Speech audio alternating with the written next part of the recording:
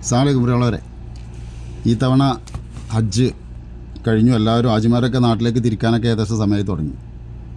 ഈ ഹജ്ജിന് ഒരുപാട് പ്രത്യേകതകളുണ്ടായിരുന്നു. ഹജ്ജ് എന്ന് പറയുമ്പോൾ നമുക്കറിയാം, അതൊരു ത്യാഗത്തിൻ്റെ ഒരു സ്മരണയാണ്. മുസ്ലിമായ ഒരു മനുഷ്യനെ സംബന്ധിച്ചോളം അവൻ്റെ വിശ്വസിക്കുന്ന കർമ്മത്തിൽ 5-ാമത്തെ കർമ്മം. അതിനൊരുപാട് നിബന്ധനകളുണ്ട്.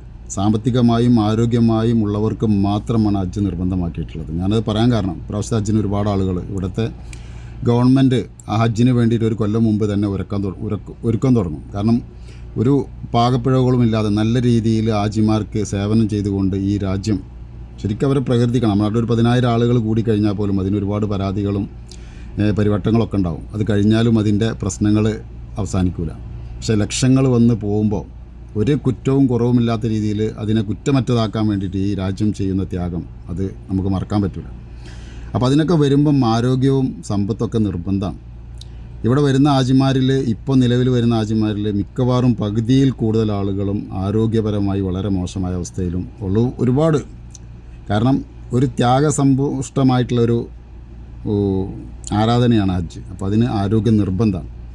അതുകൊണ്ട് ഇവിടുത്തെ ചൂടിലൊക്കെ പ്രാവശ്യം ഒരുപാട് ആളുകൾ മരണപ്പെട്ടിട്ടുണ്ട്. മുമ്പത്തെ പോലൊന്നുമല്ല. കാരണം അനധികൃതമായിട്ട് വരുന്ന ആളുകൾ, തസ്രിയ ഇല്ലാതെ വരുന്ന ആളുകളൊക്കെ, അതൊക്കെ ഈ ഇവിടുത്തെ ഇതിനു വേണ്ടിയിട്ട് ഈ ഹജ്ജിൻ്റെ സൗകര്യങ്ങൾക്കൊക്കെ ഒരുപാട് വിഘാതം സൃഷ്ടിക്കുന്നുണ്ട്, പ്രത്യാഘാതങ്ങൾ ഉണ്ടാകുന്നുണ്ട്. അപ്പോൾ ഈ അടുത്ത കൊല്ലം മുതൽ തീർച്ചയായിട്ടും ഈ രാജ്യം ഈ ഹജ്ജിൻ്റെ മുമ്പ് അങ്ങനെ ഒരു തീരുമാനം ഉണ്ടാവാനുള്ളൊരു പശ്ചാത്തലം ഉണ്ടായിരുന്നു. 60 വയസ്സിന് മേലേക്കുള്ള ആളുകൾക്ക് അനുമതി കൊടുക്കൂല എന്നുള്ളത്. ഏതൊക്കെ ആളുകളുടെ ഇടപെടൽ കൊണ്ട് അത് പ്രാവശ്യം ഉണ്ടായിട്ടില്ല. അടുത്ത പ്രാവശ്യം വളരെ കർശനമായ നിയമത്തോടു കൂടിയായിരിക്കും ഹജ്ജ് നടക്കാൻ പോവുക. അതുപോലെ തന്നെ മുസ്തലിഫയിൽ നിന്നൊക്കെ നടന്നു വരുമ്പോഴൊക്കെ നമ്മളെ കയ്യിൽ വെള്ളം കരുതേണ്ടത് നിർബന്ധമാണ്. മുമ്പൊക്കെ ഇഷ്ടംപോലെ വെള്ളം കിട്ടുമായിരുന്നു. പല കമ്പനികളും വെള്ളം ഇഷ്ടംപോലെ വിതരണം ചെയ്യായിരുന്നു. ഇപ്രാവശ്യം അതൊന്നും ഉണ്ടായിട്ടില്ല എന്നാണ് ഹാജിമാർ പറഞ്ഞത്. ഭക്ഷണം പോലും കിട്ടാത്തൊരവസ്ഥയിൽ ആരോഗ്യപരമായി ഒരുപാട് ഈ ചൂടിനെ തരണം ചെയ്യാൻ കഴിയാതെ ഒരുപാട് ആളുകൾ മരണത്തിന് കീഴടങ്ങിയിട്ടുണ്ട്. അപ്പോൾ അതൊക്കെ ഇല്ലാതിരിക്കാൻ വേണ്ടി എല്ലാവരും ശ്രദ്ധിക്കുക. നമ്മൾ ഈ വയസ്സായ ആളുകൾ, ഒരുപാട് വയസ്സായ ആളുകൾ മറ്റുള്ളവർക്കും കൂടി പ്രശ്നം സൃഷ്ടിക്കണം. പറയുന്നതിൽ ആർക്കും ഒന്നും തോന്നരുത്.